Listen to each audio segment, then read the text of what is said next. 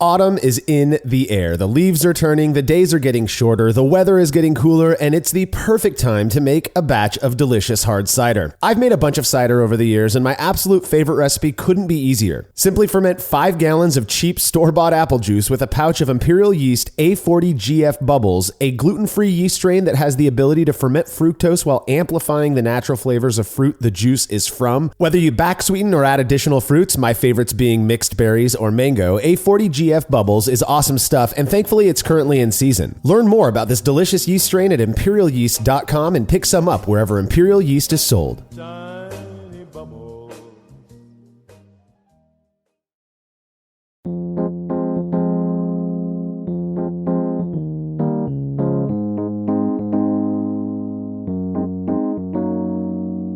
German for white beer. Weissbier originates from the Bavaria region of Germany and is known for being the original hazy beer, as well as possessing unique banana and clove characteristics, which is largely a function of the yeast used to ferment it. You're listening to the Brewlosophy Podcast. I'm your host, Marshall Schott, and joining me on this episode to chat about the impact fermentation temperature has on this classic style is contributor Cade Jobe. Yeah, this is a fun one. I mean, the Weissbier, the white beer, wheat beer, it's got that very, very typical, like you said, banana and clove flavor. And I think I don't often say this about many styles because I think there's variability. But if you don't have banana and clove in a Weissbier, it's not a Weissbier. It's just a wheat beer to me. And this isn't a Brews Views episode, so I'm sure you can fight. Anybody can send me feedback or whatever if they disagree. But this experiment was really cool, and this is an older experiment. One of the ones that I think really influenced me about Brewlosophy. And the whole question is, how does fermentation temperature impact these notes, like banana and clove? So I'm excited to get into those, and we'll see what the results of the experiment are whenever we get to it. Yeah, I agree with you. If there's no ester or phenol profile in a white or wheat beer, then it doesn't qualify as a Weissbier to me. Maybe an American wheat beer, which I think is an absolutely delicious style, but that is not the same as Weissbier, even though some of the ingredients are the same. Now, I have sort of a weird relationship with Weissbier. I'll tell that story a little bit later, but suffice to say, I don't brew it very often at all. That said, I do have some family members who absolutely love this stuff, so wanting to keep them happy, I've definitely whipped up a few batches over the years.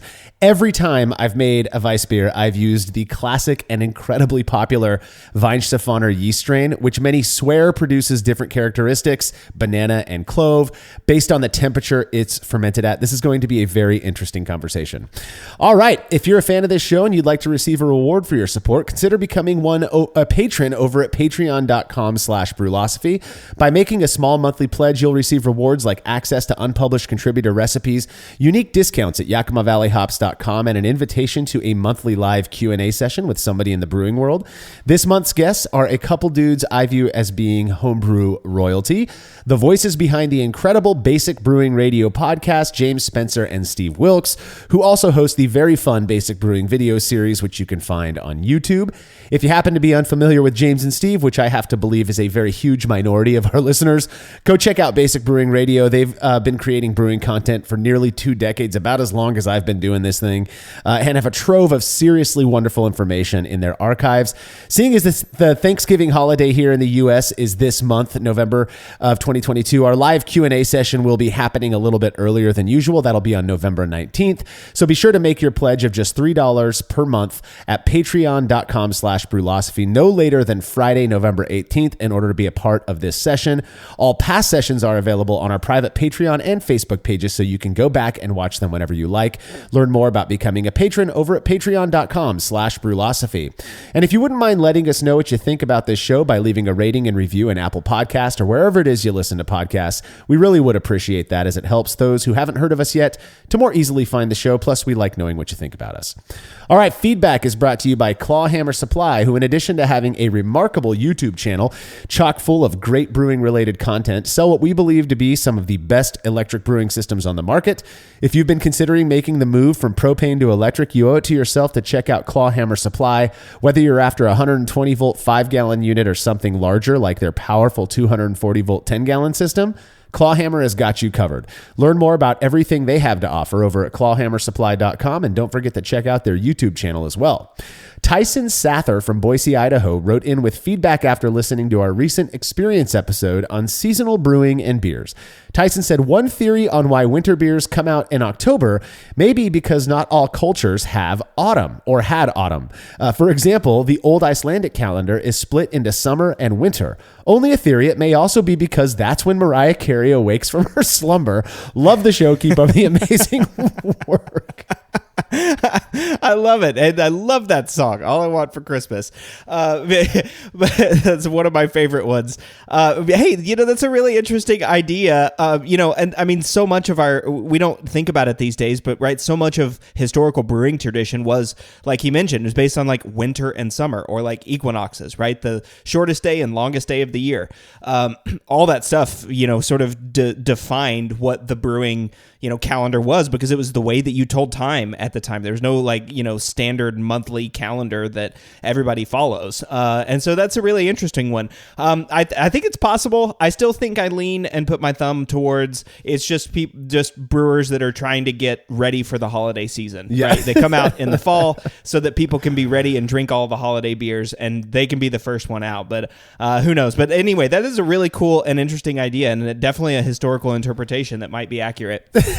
As much as I appreciate Tyson's theory on why winter beers are released in autumn, my hunch is that it's probably more simple than that. Something like, commercial brewers are not just wanting to have something per season, so they have something new on the shelves, and they're likely just brewing to a set schedule, and that would explain to me at least why a lot of the commercial beers don't necessarily line up. Of course, you've got your pumpkin beers that all come out at the same time, but Sierra Nevada with their red IPA coming out for the holiday season, then you've got other big old imperial stouts and stuff coming out from other brewers. I don't know. Maybe there's something deeper to it, Tyson, but either way, I do find it interesting that the old Icelandic calendar only had 2 months. TIL, today I learned, because I'd never heard that before. So thanks for the lesson on that, Tyson. If you have show feedback, you could send it to feedback@brewlosophy.com or drop us a note on social media. Listen, I know I've been bringing it up a lot lately, and that I've not really shared much more about what we've got in store for the future. That's not going to change just yet, but if you haven't already, consider subscribing to our YouTube channel, which you can find at youtube.com/@thebrewlosophy show. That's youtube.com/the@ symbol, followed by the Brewlosophy with a U, not an umlaut, show, SHOW. All right, when we're back from this break, our focus will be on fermentation temperature when brewing Weissbier.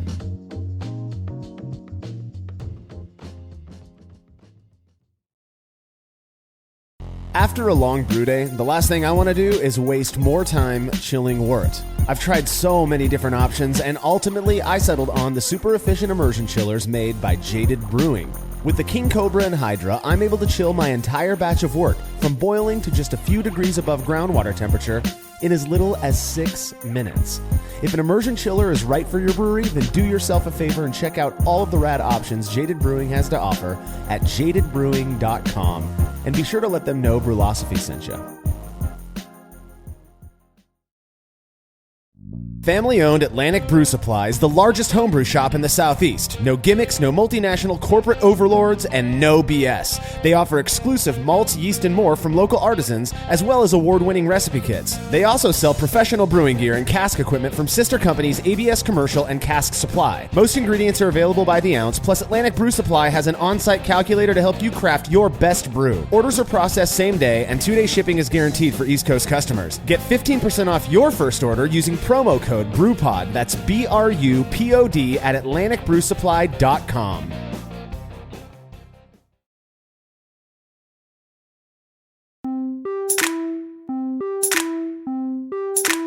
I was fortunate enough to have my first experience with Weissbier be in the Bavaria region of Germany, which was amazing. I was 23 years old and on a European backpacking trip with my now wife. While visiting her uncle in Riga, Latvia, he implored me to try the, quote, white beer during our stay in Munich. So when we got there, we found a cozy little pub where I ordered a Weissbier that came served in a large, beautifully curvy glass. You all probably know what I'm referring to here. And I loved it. I thought it was absolutely delicious. So much much so that when we returned home, I found an international market up in Bellingham, Washington that sold Weissbier from Germany, some of which was the brand that I had while I was in Munich. I bought a ton of it, then proceeded to drink myself into oblivion with my roommate at the time. So after spending that night sleeping on the floor of my apartment restroom, my love of this style, well, we'll just say it kind of changed a little bit. Now, over the years, I've definitely reacclimated myself to Weissbier, and while I may not brew it very often at all, I do enjoy the occasional pint. Now, this is not a short and shoddy episode where we focus on specific beer styles, but before we get into the whole fermentation temperature talk, let's give a little bit of an overview of what exactly Weissbier is. Yeah, but first of all, I definitely had that same experience with Jack Daniels when I was in college, and I don't think I've recovered yet. But yeah, well, so Weissbier, like you said at the top of the show, white beer, right? And that's kind of what originally was what defined the style, was the color. It's white, it's hazy, it's got this unclear character, right? And that's because a good portion of it is made from wheat, and so that's another reason why you might hear it sometimes called Hefeweizen, right? Which is yeast wheat, all right? And so this yeast wheat, Hefeweizen, is really what has come to define the style. It's got wheat in it, but it's got a yeast character. And that yeast character is really what's important for today's experiment. It's that banana and clove characteristic, which we talked about at the top of the show, right? I mean, to me, that's like what defines a Weissbier, is that banana and clove characteristic. Now, Weissbier isn't always hazy, right? You can have crystal Weiss, which means clear, but for the most part, it is going to be, a hazy, slightly hazy beer. It's going to have strong banana and clove yeast characteristics, but otherwise it's going to be nice and crushable and drinkable, which probably explains why Marshall had such a fun experience with it in Germany. Well, when you have something unique and new, and I was only 23 years old, the good majority of the beer that I was drinking at that point was like local brown ale, and that was just so popular at the time in Bellingham. It was like brown ale, IPA, stuff like that. There weren't very many people talking about Weissbier, or if we talked about Hefeweizen, it was Pyramid Hefeweizen, right? The American wheat beer, basically. It was not this banana bomb that is Weissbier, but I should say banana and clove bomb. And so being in Munich and sitting in this, I'll never forget the smell of this pub. It was like beer and wood, and it was just so amazing. The feeling was phenomenal. And I have this beer that my wife's uncle was like, you've got to try this. And it was just a beautiful experience. And then I overdid it. And we've all been there. We've all been there, especially in college, I'm sure. I cannot drink Mickey's Ice to this day because of that. Exactly. It's that, it just brings up that flavor of regret and puke. And that is just not my thing. Now, here's the thing. Here's the thing. I have absolutely come around to Weissbier. I don't want that to be the focus of this episode. But we know for a fact that Weissbier is made with wheat.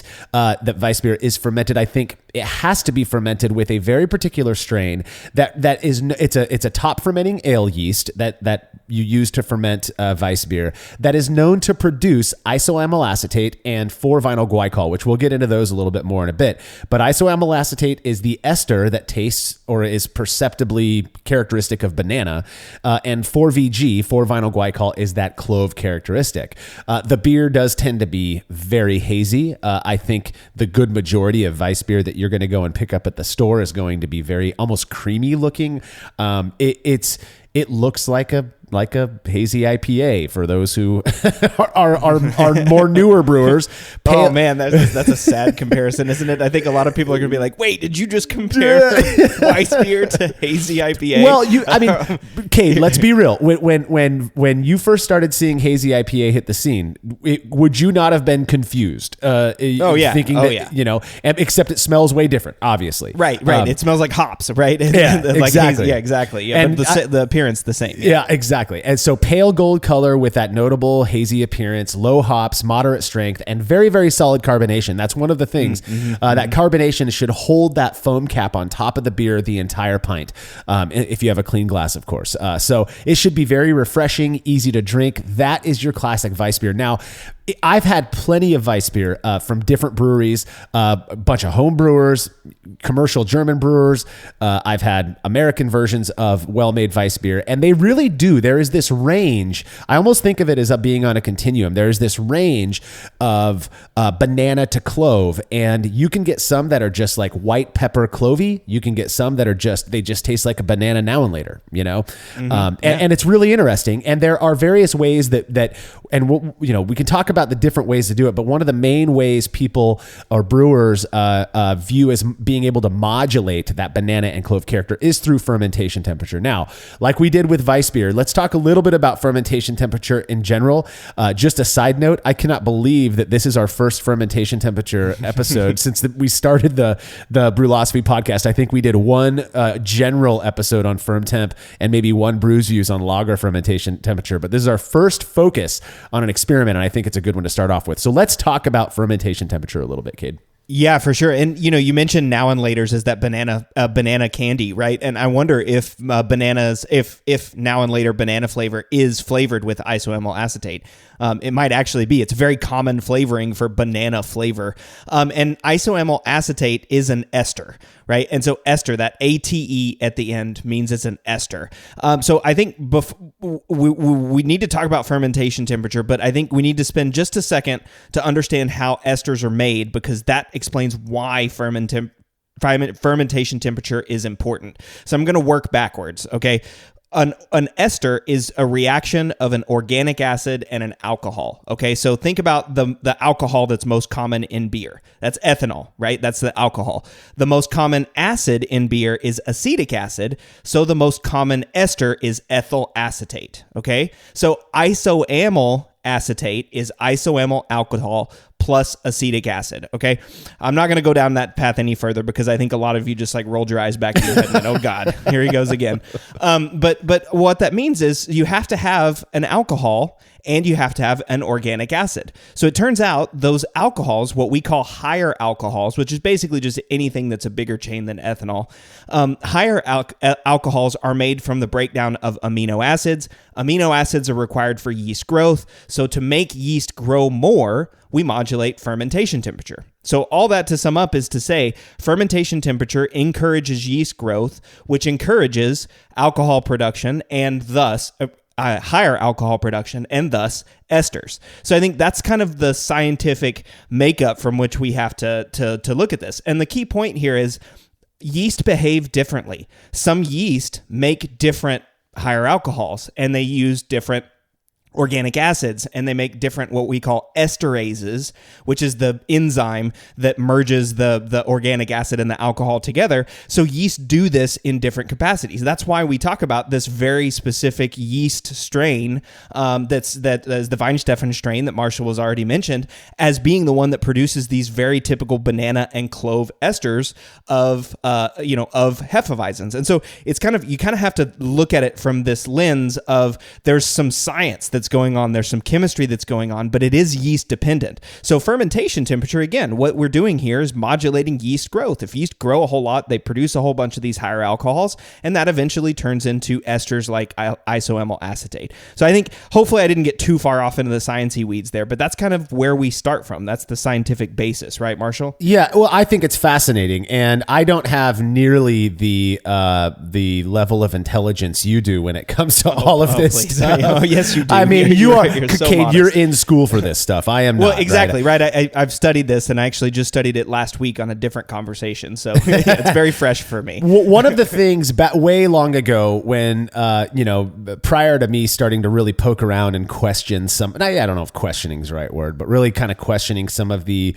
conventional ideas that are out there when it comes to brewing, fermentation temperature being a huge one, was, okay, if you've got this one yeast strain, well, let's just call it the Weihenstephaner strain. We're talking like, there's various versions of it. Every lab has a version of this yeast strain. It's very popular.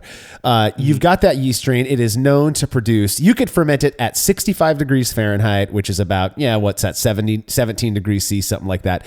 You could ferment it at that. You're still going to get some banana and clove characteristics. That is just going to happen. And yet you could take Chico, or that's like A07 flagship from Imperial, or 001 from White Labs, 1056 from Y Yeast. They're all basically the Chico strain, you could ferment that at 65 and it's not going to produce that characteristic.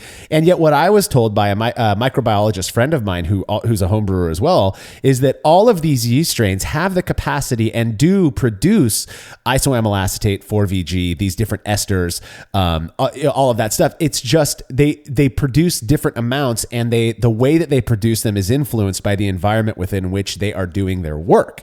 And I think that's interesting. So you've got this yeast that we use to ferment Weissbier that is known to just be an abundant producer of these characteristics, these esters and phenols, and yet other yeasts may not do that, and that's because of that yeast and what it has been selected. And that's what I read, is that this yeast has been selected over eons, basically, at this point, because it produces those characteristics.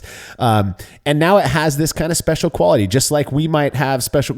I'm a horrible basketball player, but I can pick a guitar up and play a couple of chords. It's like everybody is different in the same way. That's the way the dumb people like me think about it. Well, yeah, I mean, that's right? Some people prefer colder temperatures and some people prefer warmer temperatures, right? I mean, you and I think, love the warmer temperatures. I mean, where you're at there in California, where I was in Texas, we're very comfortable in hot weather. And I think that's the same thing for yeast, right? Some of them are comfortable at higher temperatures and some of them aren't. Like you said, Chico at 65 Fahrenheit or like 17, 18 Celsius, isn't gonna throw as many esters. That's because it's in its ideal range, right? So it's at its optimal yeast growth at that range. But if you kick Chico up to 72, 75, 80, you're going to start getting esters because you're stressing that yeast out. Yeah. Right. So, and growing, it's going to have to, the growth conditions are more stressful. So it's growing a whole lot. It's producing all of these extra higher alcohols and esters. So, and again, I mean, this is where you can see this when you ferment at warmer temperatures, the beer generally smells fruitier, right? I mean, I think about all the time, lager beers versus ales, right? We talk about, especially brewers listening to this show know that, okay, that really just means it's a different type of yeast, one that ferments at cooler temperatures and one that ferments at warmer temperatures. But digging one step deeper, cooler temperatures usually means cleaner character, right? And warmer temperatures usually means increased fruity flavors or esters, what we would call those apple flavors, isoamyl acetate, the banana flavor of it. And so I think that's a really, really important takeaway, right? And that's one of the reasons and one of the things that's most important for controlling beer flavor characteristics is controlling your fermentation temperature. But and here's the big but, the caveat, right? It does depend on the yeast strain. Exactly. Like you said, if you're putting somebody in, for example, if you put me in Alaska, I'm not going to do well. like I'm going to want to be packing. I'm going to go, bring like 10 different jackets, and I'm going to be like a little, I'm just going to be a shell, like a little puffball there in Alaska. And so I'm going to load up on all those jackets. And then if it gets cooler or gets warmer again, then I'm going to be shucking off all those jackets, and those jackets are just going to get, donated or something like that. Right. But that's kind of the same example. Is the yeast is going to pack on all this extra stuff if it's in in a hostile environment. It's going to do a lot of extra things. So you're going to have all that extra secondary metabolite production. So I think that's a very good example and a very clear way to say, like, this is how fermentation temperature may impact yeast itself. Yeah. It's interesting because there is this kind of generally accepted idea or rule that cooler temperatures are associated with cleaner fermentation, warmer temps are not. That you're going to produce more esters. When it comes to before we even get into Weissbier, I forget who the source is, but there's somebody out there who I read years back. Who is convinced that if you ferment Chico cool, lower than 65F, again, that 17C-ish range, that it's going to pump out peach esters, which I've tried it. It doesn't do that when I do it. But people perceive different things. And that's the other thing that we have to touch on, is that perception matters, right? Your environment influences the way you perceive things. We've talked about that. But generally speaking, when you're fermenting with a Saccharomyces cerevisiae yeast, that's the L yeast, top fermenting yeast, you're looking at around 68F or 20C as your standard fermentation temperature. Whereas Sac pastorianus, you're looking at, that's lager yeast or bottom fermenting yeast, you're looking at 50 to 10F or 50F to 10C. When we're looking at Weissbier, this is one of the ones that I think is really interesting. And I'm curious what you've heard, Cade, because I've been around a little bit longer than you have doing this thing. And so a lot of what I've heard about fermenting with Weissbier yeast has kind of like evolved over the decades. At least it seems to me in what I've read. But a common saying when it comes to fermenting this style of beer with this particularly unique strain of yeast is that warmer temperatures are going to kind of favor ester production, whereas cooler temperatures are going to favor phenol production. Ester, isoamyl acetate, banana, phenol, 4VG, clove, spice, whatever you want to call it. I perceive it as clovey.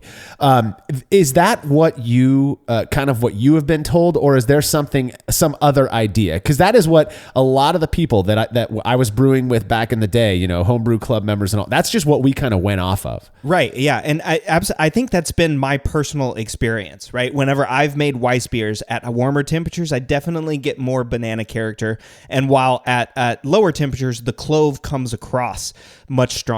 And I use that language very specifically. It comes across more stronger because of something that we call in like when we're studying brewing science or things like that, it's competitive inhibition. Yep. When you're talking about sensory, right? So if you produce a whole bunch of esters, that means that the clove character isn't going to be as prominent because you've got all this banana stuff coming at you. You've got a whole bunch of fruity and a whole bunch of banana, so you're not going to perceive the clove as strong. If you ferment at those lower temperatures, there's not as much yeast growth, not as much ester production, and thus the clove seems a little bit stronger.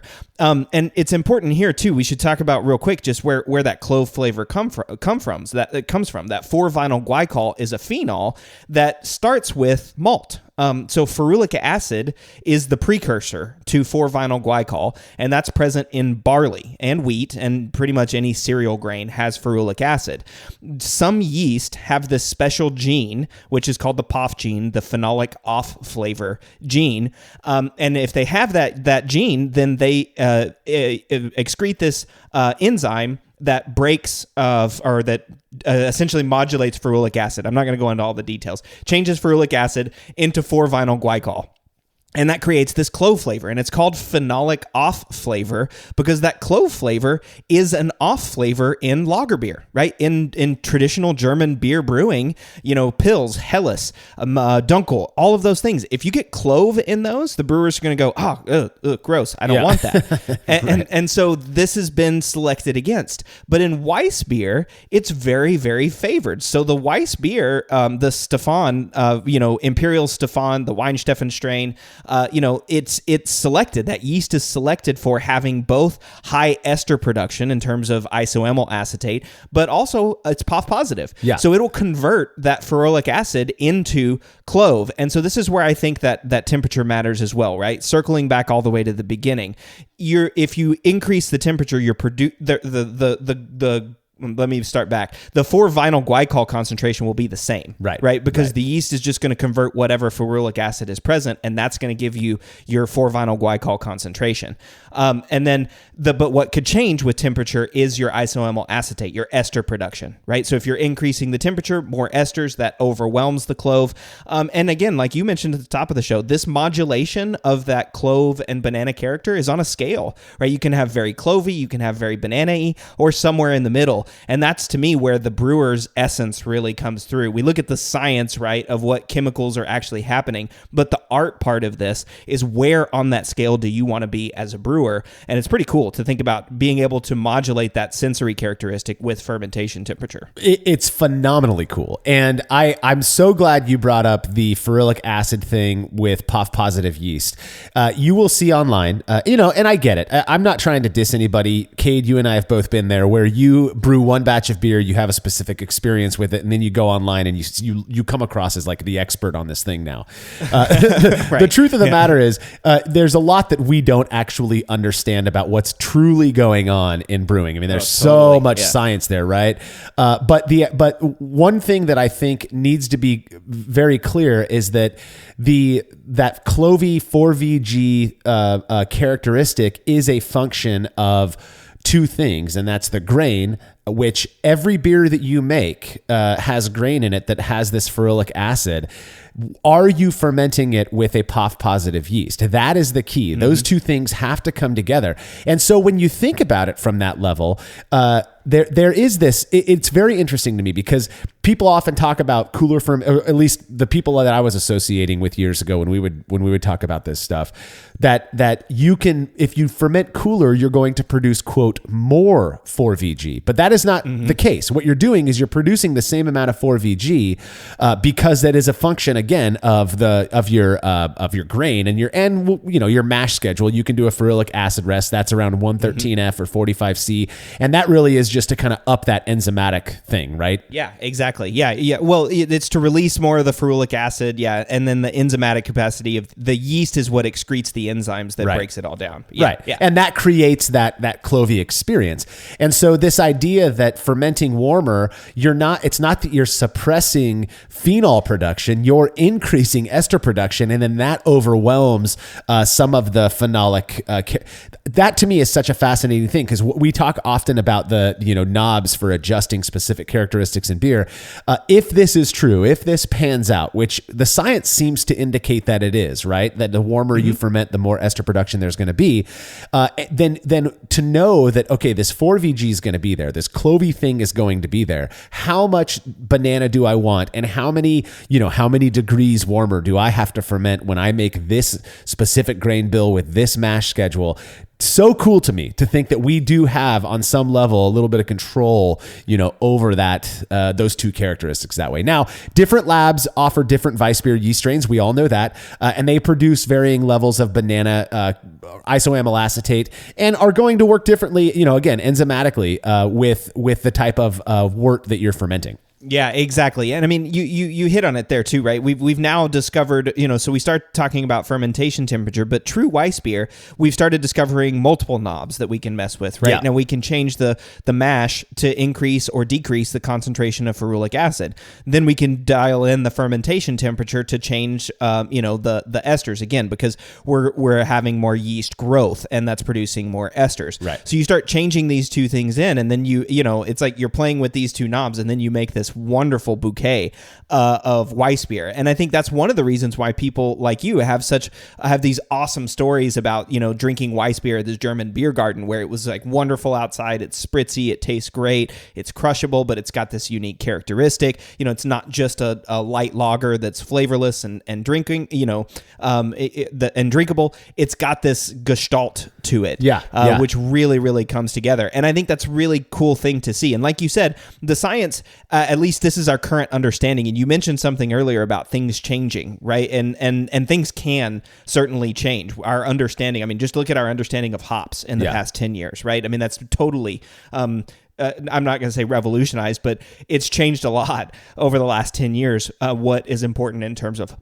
hop sensory. But this ferulic acid, for clove, the ester production for isoamyl acetate, it's really cool to think about these two different knobs. But again, for fermentation temperature, the way that this really impacts it is ester production and growing more esters that overwhelms the clove or allows the clove to shine through. Yeah. And that's been sort of my experience with that Weinsteffen strain is I get some banana usually, but it's depending on where I ferment, it's either really clove or it's really banana. And then that's my personal experience, but we'll see what happens whenever we get to the experiment results. Well, that's what I was going to say. My personal experience has been that as well, that when I go warmer, I get more banana. When I go cooler, I get more clove. I do think we should point out real quick that Weissbier strains are not the only ones known for producing more esters and then having the, being POF positive, having the ability to create this 4VG. There are other ones. If you've ever had a Belgian ale, you know very well what we're talking about, or wit beer. It's just kind of the same idea. It's just that we call these strains whatever the lab wanted to call them based on whatever brewery they sourced it from. And so that's where that comes from. In fact, I know somebody who makes a wit beer with coriander and orange peel with Stefan, and it's phenomenal. It tastes just like a Belgian wit. So, there's a lot of room for playing in there. I just didn't want it to sound like this is the only strain that does these things. It's clearly not. Now, all of the Weissbier that I've made has been fermented with the yeast sourced from Weinstefan. Again, I don't brew it very often, so that's why I just selected this one that I know is reliable. Now, I've used versions from White Labs, Y Yeast, and Imperial Yeast. One thing I've played around with is fermentation temperature. In fact, I made a really weird recipe many years ago where I wanted a strong banana character. So I fermented that beer at 72 degrees Fahrenheit. That's about 22 C, rather than my typical 66 degrees Fahrenheit or 19 C. And the banana was definitely there. There were people asking me if I put bananas in this beer. It was a very weird beer. I called it Cocoa Nanilla. It had cocoa nibs. It was for competition, and I ended up winning first place with that beer because of how strong the banana character was. So was this because of the warmer fermentation temperature, or was something else at play? That's what we aim to find out in an experiment a few years ago. We'll be getting into those results right after this break.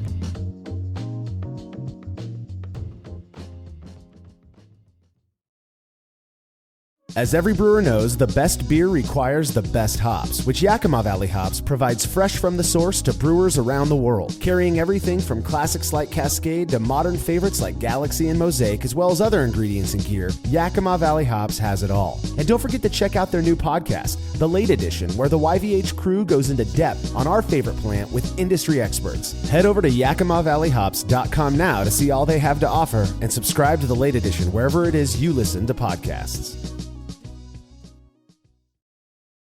There's no denying that stainless steel is the best material for brewing equipment, and Delta Brewing Systems offers some of the lowest prices on high-quality stainless gear, like the Firm Tank, which in addition to holding 8 gallons or 30 liters of wort, comes with a domed lid to even further reduce the chances of a messy blow-off. Plus, it can hold up to 4 psi of pressure for closed transfers. Delta Brewing Systems also has their own line of brew kettles, as well as one of the lowest-priced all-in-one electric brewing systems out there, and their prices are shockingly low. If you're in the market for legit stainless gear that won't break the bank, do yourself a favor and head over to deltabrewingsystems.com today.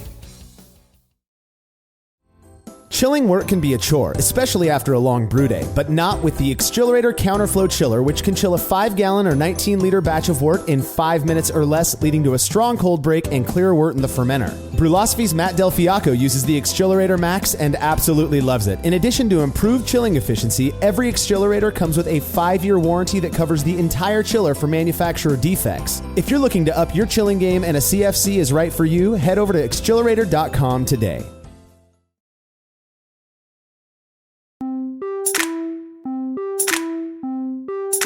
For the most part, Weissbier is expected to have both banana and clove character, though the levels of each can definitely vary. And one way many believe that they can control those levels is through fermentation temperature. OG Brulosophy contributor and current brewing operations manager at Pittsburgh's Hop Farm Brewing, Malcolm Fraser, was curious about claims that cooler fermentation temps produce more clove, while warmer firm temps produce more banana, so he designed an experiment to test it out. Yeah, it was cool. So this is a good Weissbier recipe if you're looking for one. Even though this is just an experiment beer, I like this recipe. It's 56%. Well, he did a single 10-gallon batch, and so it was 56% wheat malt, 42% Pilsner malt, and 2% Cara Vienna malt, which is sort of surprising to some people. I think most people would just see Pilsner and wheat, but I love that Cara Vienna addition. Yeah, adds a little bit of character, some richness to the beer. I've never used Cara Vienna. I've used Cara Munich, and I hated it. Even at 2%, it just wasn't my thing. We all have our preferences. But the idea of a nice, a paler version, but yet of a character malt to add a little oomph to a nice Weissbier, I think it sounds like it'd be a great grain bill. Well, and especially for that foam retention too, right? I mean, the Cara Vienna is going to increase the foam, because that's one of those things about Weissbier that defines that style for me, is that rock hard foam at the top that that gets in your nose when you drink it. So brewing process. So he did a step mash and a decoction, which was really interesting. And so I hope that I get this right, and if I don't, feel free to check it out on the website. But so he did a 15 minutes at 112 Fahrenheit or 45 Celsius, and then took some of that and then did his first decoction, which he boiled for 15 minutes. Is that right, Marshall? Did I get that right? Yeah, so here's the deal. So Malcolm wanted to kind of do everything that you might do right for a traditional Weissbier. So hence the decoction mash, which naturally is going to be a step mash, because you're pulling some of that decoction, you're pulling those decoctions off, boiling it, adding it back to bring the temperature up. Now, Now, if you're paying attention, 112F, 113F is 45 degrees Celsius, which is that ferulic acid rest. So basically what Malcolm was doing here was trying to, again, extract as much of that ferulic acid as possible so that the clove isn't, poo-pooed, basically, in this experiment. So after a 15-minute rest at 112F, 45C, he did an initial decoction, added it back to the mash, and that brought it up to 133 degrees Fahrenheit or 56C, left it for 15 minutes before doing his second decoction. When he added that back, it was at 148 degrees Fahrenheit or 64C, which is a saccharification rest. He left that alone for 30 minutes, pulled a third decoction, so he went with a full-on triple decoction for this batch, boiled it for 15 minutes, added it back. That brought the temperature up to 155 degrees Fahrenheit or 68C. He left it alone for 30 minutes before doing a mash out up to 162 degrees Fahrenheit, 72 degrees Celsius, and he left that for a little bit before collecting the sweet wort, which he then proceeded to boil. So just to keep that clear, Cade, that was no, I appreciate that because it's tough, right? The decoction mashes and which point the rests and everything are.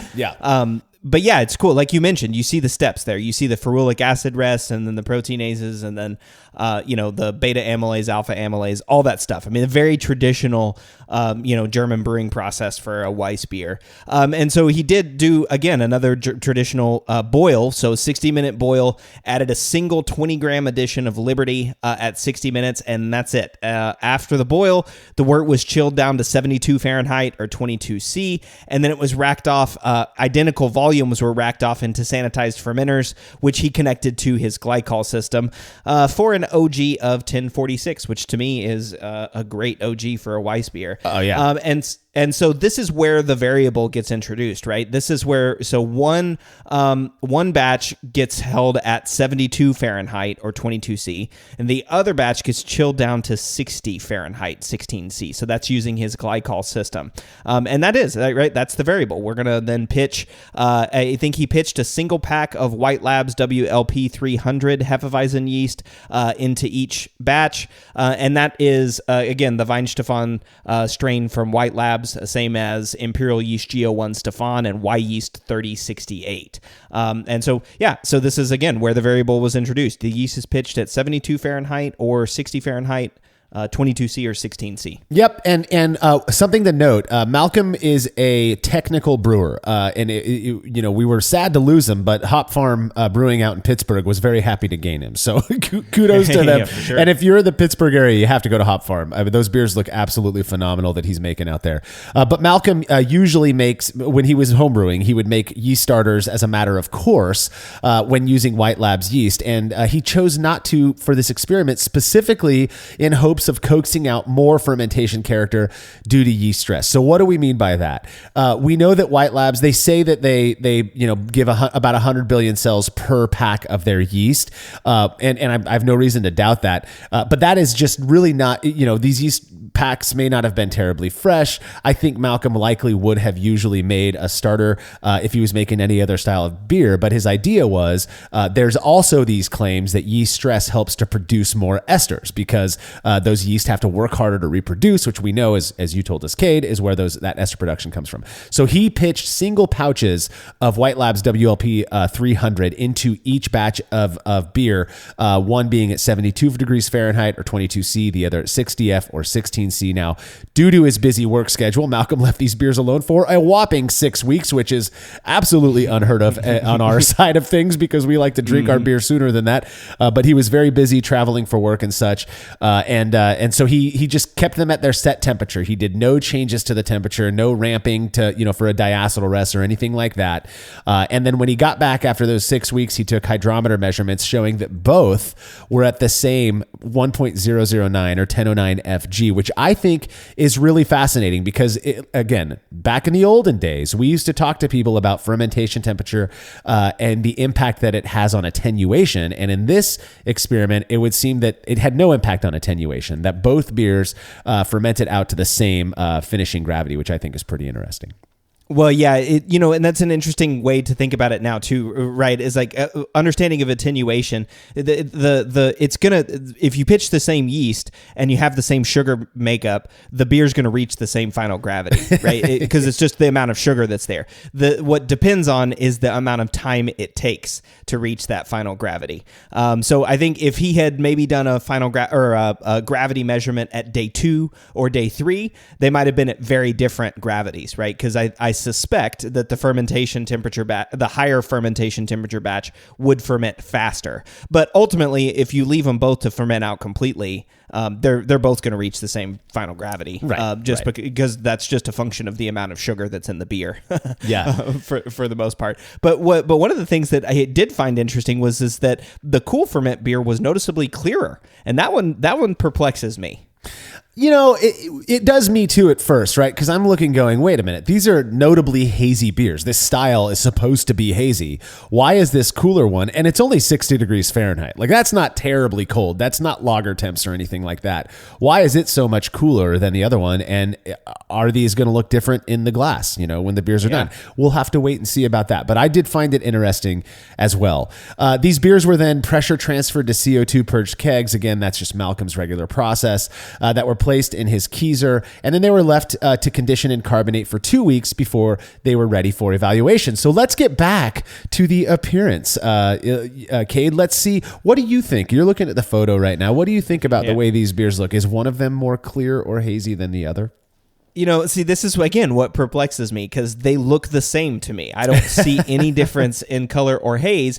But Malcolm, noticed that the cool fermented beer was definitely clearer at that point. And the only thing that I can think of is that it went away because of the temperature, right? So the yeast flocculated because of the lower temperature. It's still up at 72. Maybe there was still some yeast that was just hanging around in solution doing something, or just hadn't fully flocculated yet. And that's the only thing that I could figure out. But then, so maybe the higher fermentation temperature batch clarified a little bit, but was still hazy, whenever it was in the kegs. That's the only thing I can guess. I have a hypothesis here. So the only difference that Malcolm saw, and there are pictures to prove it on the website, was during the final gravity hydrometer measurement. The hydrometer samples were different in clarity. That much is obvious. You can see it for yourself. But when he kegged them, carbonated them, served them up, they were both equally hazy, and they both looked like perfectly hazy Weissbiers, if you ask me.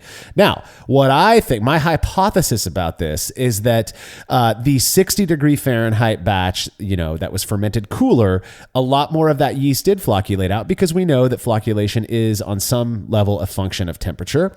And so it did kind of drop out. So it appeared a little bit more clear. But what we know about wheat when brewing with wheat is that it has a bit more protein, and that protein can create chill haze. And so my hypothesis here is that both of those beers, likely in the not cold crashing, I guess, post-kegging cooling process, right? When both of those kegs were next to each other in the keezer, they both, the warm fermented one ended up just catching up with wherever the cool fermented one was already at. But then as they got even cooler, the expected haze that that you get from a Weissbier returned as perhaps a function of chill haze. Because if you were to leave those beers alone for longer, I guarantee they'd clear up. We've all made Weissbier or American wheat beer that starts out beautifully hazy, but over, you forget about it, and over 6 months or whatever, it drops out perfectly clear. Now, so that's my hypothesis, is that a lot of the haze that we get from Weissbier, from wit beer, from American wheat beer is a function of chill haze that you want. You want it to be there. But that, again, you have to drop much cooler than 60 degrees Fahrenheit in order to see that, right? So that's just my hypothesis. But I like it. I think we nailed it there on the... We're so smart, Cade.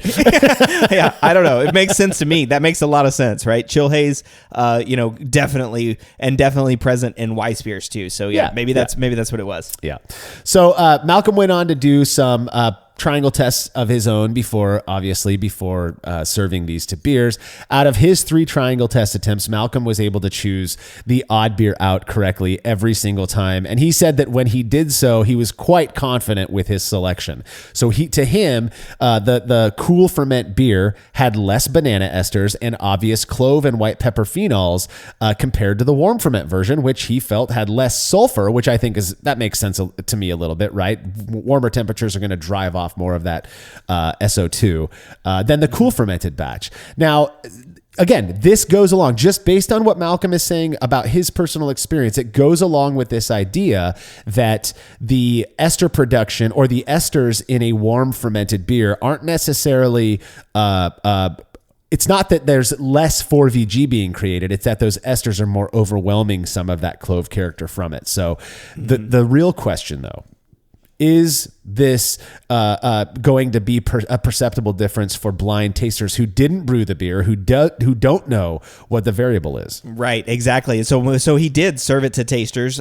He had 32 participants. So at 32 participants, you'd expect to have 16 get it right in order to show that the variable was significant. And in fact, 19, so 59% of tasters were able to reliably tell these beers apart. So that's significant. And of course, after serving it to him, we asked the preference question, which I thought was really interesting and a great example of preference and art, right? The art of making the Weissbier. 7 preferred the beer that was fermented warm. 8 preferred the beer that was fermented cool, and 4 had no preference despite perceiving a difference. Yeah. So I love that, first off. Back to the results, the triangle test results. I mean, you think about the fact that 59% of 32 people, well over half at that point, right, were able to tell a difference. What we can say because of that is that there does seem to be, again, trusting that the only difference between these beers was the fermentation temperature, that Malcolm was a good enough experimenter and brewer to isolate the variable enough that we can say with some level of confidence that it really does seem that the reason the tasters were able to perceive a difference between these beers is because of that fermentation temperature difference. Now, we don't have the capacity, we don't have the time to go and ask every single one of our participants, what was it that you experienced as being different? That would be like phenomenological research, right? That subjective side of it. But what we do ask is the preference. And like you, Cade, I just think that is a perfect example of how subjective preference is. It drives me absolutely batty when people are like, well, which one is better? Well, you'd have to taste them to determine that for yourself. I like Miller Lite. A lot of people make fun of me for that. I don't think it tastes like piss. I think it tastes like delicious, crisp, clean beer. That is my subjective preference. And it may be that you prefer your Weissbier with more clove character and suppressed banana esters. It may be that you want a banana bomb. Whenever I drink a Leffe, it tastes to me like a banana now and later. I can't stand it. It's too banana-y. So now at least based off of this and tons of anecdotal research, or anecdotal experiences, tons of actual lab research, I believe support this, that if you want more banana, ferment a little bit warm. If you want more clove or really less banana and you want that clove to stand out a little bit more, ferment a little bit cooler. The fact that we were able to support that through this experiment, I think, is just absolutely fascinating. Yeah, I love it whenever sensory actually, says what science predicts, right? When the outcome of the sensory is that, we expect, ester production to be higher and banana flavors to be higher. And then, there seems to be a difference, at least with Malcolm's impression, right? That the banana flavor was higher in the higher fermentation temperature batch and the clove lower. But like you said about preference, I love it that some people like the clove flavor, some people like the banana flavor, and in this case it was equally split, which is pretty cool. But it's always great whenever the science and the sensory match, that they come together and make sense. Absolutely. And, personally for me, as somebody who doesn't love the uber banana character in some Weissbier, or pretty much any type of beer, that isoamylacetate thing, my least favorite now and later was always banana. We'll put it that way. And that's the way I perceive I perceive that isoamylacetate character in beer as having a kind of a banana candy flavor, like Runts or Now and Later, whatever. I'm going to be more prone when I'm making this style, if I want to enjoy it, to probably stick with that 66 to 68 degree Fahrenheit. That's right around that 19 or 20 C fermentation temperature, because to me, in my experience, that perfectly balances the 4VG, that clovey phenol that is produced. The banana just balances it just right to where I feel like there is, that oft hated word, balance. And that's the way I want my Weissbier to taste. Now, there are times I was thinking, in my head, would there be times where I might go with one over the other? Well, the perfect example is what I talked about earlier, was this cocoa vanilla beer that I made, where the idea was to create, I forget what they're called, but do you know Rocket Pops? When you were a kid, Rocket Pop popsicles, they had the red, white, and blue. Oh, yeah. So we had this other one. They were like pudding pops, but it was like banana and chocolate. And my idea was to make a beer inspired by that. And so again, I did a little bit of I think I used some pale chocolate, or maybe it was Carafa too, something not too characterful to give it kind of a brown color. I put some cacao nibs in there, a little bit of vanilla, but then I also went with that 72F 22C firm temp, and it really did push that banana out to the point that was the most obvious characteristic of the beer. So in certain applications, I could see myself using fermentation temperature when using these yeast strains as a means of coaxing out either banana character or not as much banana character, so that you can better perceive that clove. Oh, totally. And I would say that's exactly, so it's interesting. You sort of prefer the clove. I prefer the banana. I still want clove present, but I do prefer the banana. I'm not looking for a banana bomb like those banana. I think, weren't they called bomb pops? I think that's what they were called. Maybe they were. Right? Yeah, I think so. Yeah. But anyway, but yeah, so the banana, I like that. I like being on that end. So I think I'm going to ferment my Weissbiers a little bit warmer, something at maybe like 68 or 70, just so that I can get a little bit more of that banana character out of it. So, but yeah, but this is cool, right? I like the beer one way, you like the beer the other way, and we get to tweak this dial, like you said, and then make the beer that we like. I will say this, just to clarify, because last week, I believe we were talking about clove in terms of spice additions. I do not perceive 4VG as the same way that I do like the spice clove when you add cloves to a pumpkin beer or something. That being said, I don't love 4VG. There's a part of the reason that I'm not a huge fan of these styles of beers. What I'm trying to say is that for me, when it comes to Weissbier, I prefer that phenol and ester profiles to be more balanced, as opposed to one completely overwhelming the other. I want that balance, because to me, that's what creates the most pleasurable experience when I'm drinking this beer, this style of beer that I'm just not the biggest fan of anyways. And that's one way to do it. I just think it's really neat to be able to mess around with your fermentation temperature, and you're not even making that big of a swing, and yet you are still coaxing out different characteristics, which I think is pretty neat. So now we do have a couple of reader comments. The first one comes from Leon, who says, I'm curious if the fact you pitched yeast directly instead of building a starter had an impact on the warm fermented beer. Underpitching has been shown to promote ester production, and I've achieved good results fermenting warm and underpitching for Hefeweizen. I'm intrigued how much of the significance is owed to directly pitching and thus slightly underpitching the yeast. Yeah, I wonder, and you mentioned earlier about the White Labs having 100 billion cells. That's just, that's a low pitch rate for a 5-gallon fermentation, right? Yeah. It's not a comment on the yeast or anything. It's just that's just a low pitch rate for the fermentation, for the fermentation. So again, yeah, I think low pitch rate, it's interesting. I don't know off the top of my head, and I'd have to research a little bit, because I think low pitch rate just means there's going to be more yeast growth, right? Yeast are going to have the ability to grow quicker and faster. Sure. And so again, that's also what's going to throw more esters. I think that's the underlying sort of scientific piece of it. But yeah, I do think underpitching may have an influence, and that's again why we do these experiments. Is we've got a whole bunch of other experiments that looked at underpitching and overpitching yeast, including one specifically in a Hefeweizen that I did relatively recently. So I'd encourage you, Leon, to check out those results if you're still looking at this 5 years later. but yeah, so I think there is the underpitching could also be something that contributed. But again, what we're looking at, and this one is looking at fermentation temperature and trying to set up conditions where we would see the greatest impact with fermentation temperature. And I think that's pretty clear here. There was a difference.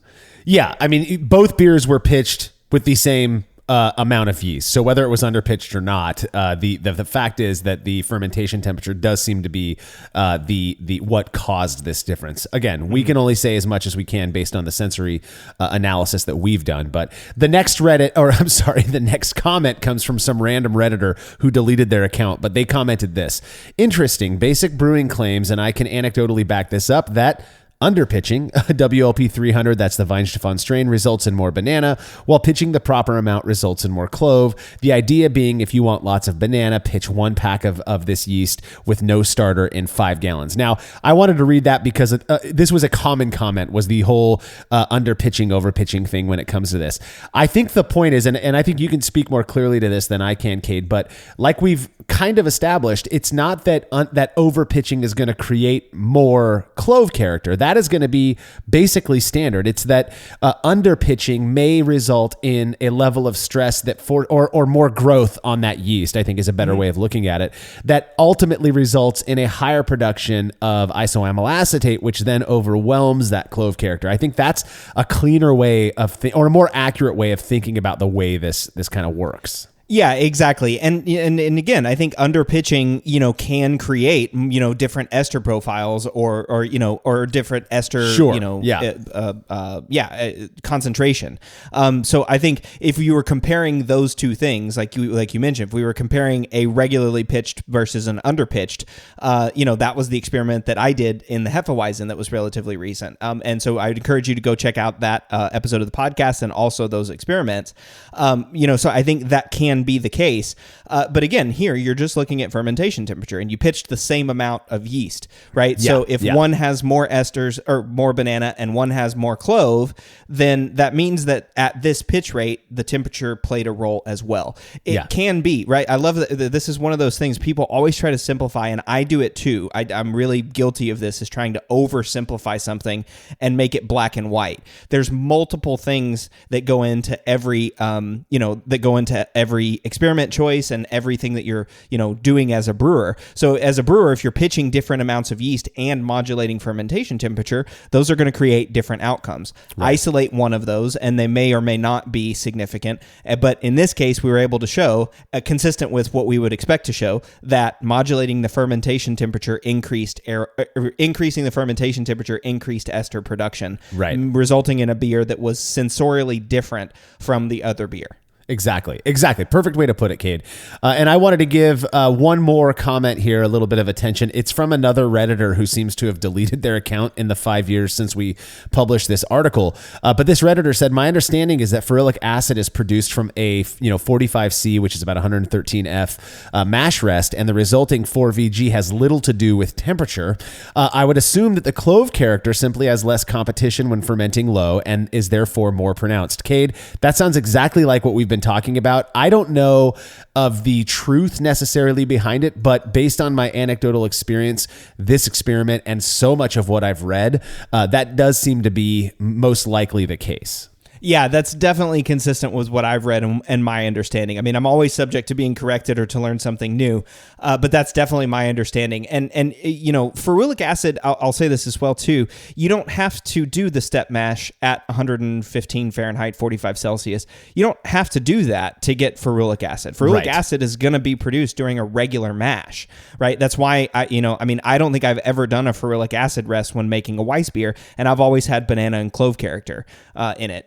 Or clove character, I guess. The banana doesn't have anything to do with ferulic acid, but the clove character, right? And so I think, that's one point that I wanted to make, is that you don't have to do the ferulic acid rest in order to have clove character. Right. Increasing the amount of ferulic acid that gets into your wort is going to increase the clove concentration. But exactly like this Redditor said, there's that competitive inhibition with esters, and so that's what we've been talking about for this whole show. I think that's absolutely my understanding. And again, subject to being corrected, but I think that's a great summation of what I've been trying to say. Yeah, very well put, Cade. And that is all the time we've got for this episode. Do you have any final comments before we head out? No, I love Weissbier, and that's cool. If you're listening to this episode, hopefully you've read that experiment and have been using it in your brewing practices. But do this, right? Change this. Change the fermentation temperature to see whether you like clove, whether you like the increased, clove aroma or the increased ester aroma, and see how you like it. I mean, use this information. This is one of those experiments that I would say, hey, this is one that would actually impact my brewing practices if I were designing an experiment. So I would encourage people to do that. Absolutely. And don't forget to subscribe to the Brew Lab podcast, where Cade takes you into the lab with real brewing scientists to discuss the fascinating research they've done on our favorite beverage. And as always, you can read more about the experiment we discussed by clicking the link to the article on brewlosophy.com in the description of this episode. The Brewlosophy podcast is made possible by the generous support of our sponsors, as well as all of our rad listeners. We seriously could not do this without you. Cheers to everyone who has subscribed and left a review of our show. It makes a huge difference. If you haven't yet, please consider doing so. Head over to brewlosophy.com/support to view a list of ways you can easily help us to continue producing this podcast. If you want a reward for your support, visit patreon.com/brewlosophy. Thanks again for listening. We'll be back next week with another episode of the Brewlosophy podcast. Until then, think beer. Start off the morning with some hot tea, lemon and honey, cause it suits my bro. Put some herb in the bowl, yeah, it's homegrown. Ain't gotta go through the middleman.